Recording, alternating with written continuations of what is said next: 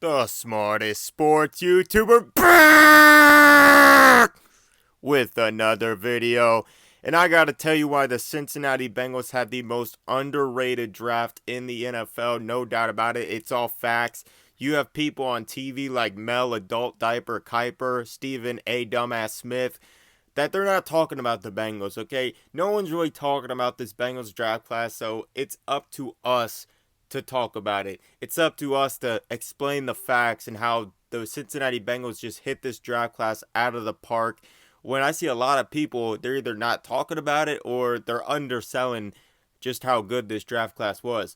I mean, your first pick, you get an absolute steal at pick number 31, which is basically a second round pick. Remember, the Bengals' first, second round picks are basically second and third round picks because obviously they're drafted at the end of the round because, they did go to the Super Bowl. They got robbed in that Super Bowl, by the way, but we obviously know that. That's for another day.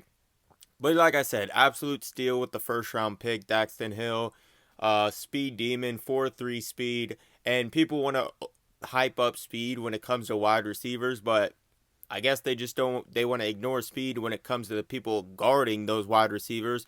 Like I said, the new Legion of Zoom is the Bengals secondary.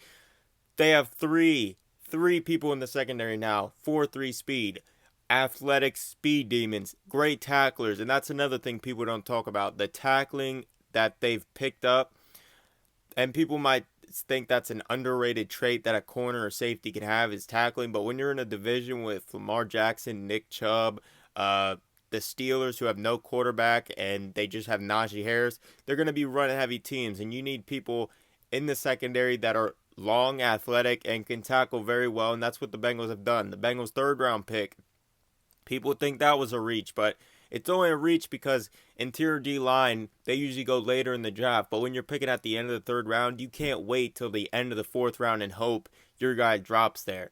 Okay, he's going to be a mismatch for all guards that are trying to guard him, all centers. He's too quick. He's going to be a mismatch. He can play in or out. Like I said, versatility was the theme of the draft. Defense, versatility, and character. You don't want any dumbasses on the team. And it's very important to have versatility. During the season, you're going to have injuries. So if your safety gets injured, you have people that can play safety. If a corner gets injured, you have people that can play corner. You can have them play in the box. You can have them play free safety. You can have them play anywhere. So versatility, especially in this defense, is very important. The Bengals were second most, dropping 6 people back into coverage. So the secondary is very important for this team. And when you're playing teams like the Ravens, a lot of times you'll want to have an extra safety in there instead of extra linebacker. So you'll play 2 linebackers, have an extra safety just to match the speed that the Ravens will have on the field. And it's shit like that that's going to win you games, win you championships, having versatility, having people with high character that aren't complete dumbasses, that teams don't value that even though they should. And overall, it's a great thing to have when you have people that can play multiple positions, that are athletic freaks, and it's going to come down to what position they're put in, how they're coached, because they have the physical tools, and that's what you want on a defense. People with physical tools that can do a bunch of different things, and a large part of it will come down to coaching, and Lou has done a great job with the defense, especially in the playoff run. But like I said, they were the 17th scoring defense last year, so with obviously they stepped up in the playoffs, and if you put a top 10 defense around Joe Burrow, you're at least winning 11, 12 games minimum. You're at least winning 11, 12 games, which would put you in the playoffs easily, which would put you as a top seed, either a 1 seed where you have a bye or a 2 seed where you have at least 2 home playoff games. And that's where they're going to build from here. And last year they had 1 home playoff game, then they had to go on the road twice. This year, they're going to have at least more than 1 home playoff game. They're going to go back to the Super Bowl. But like I said, that's for another video. But overall, this draft class, and they got another offensive lineman in the 4th round from a small school, has some potential. At least can be a depth piece because 4 spots in the O-line are already filled. The only spot left for question is the left guard spot, which will probably be Jackson Carman, or it could be Deontay Smith. If they re-sign Quentin Spain, it could be him.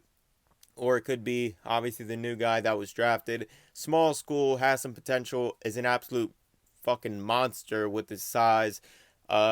He's tough, rigged, like Frank Pollock one's Glass Eater. So overall, this draft class very underrated. And even in the 7th round, they got an athletic monster to rush the passer. And you never know, he could come in and ball out. But drafting athletic people, it was important, especially for the secondary with how fast the receivers are in this league. And the Bengals did a great job of that. Now the secondary is stacked. Uh, the offense is obviously stacked. The D line is stacked. The linebackers are good. Overall, this team is ready to win it all. Should be going for a repeat, but the refs wanted to screw that. But it is what it is. Like I said, it's important for us to cover it because people like Adult Diaper, Mel Kiper won't cover it. Stephen A. Dumbass Smith, they're not going to cover the Bengals in this draft class. They didn't even want to cover the Bengals when they made a Super Bowl. So the national media absolutely shits on the Bengals, but it's fine. We're here to cover it. We're here to speak the truth and speak all the facts.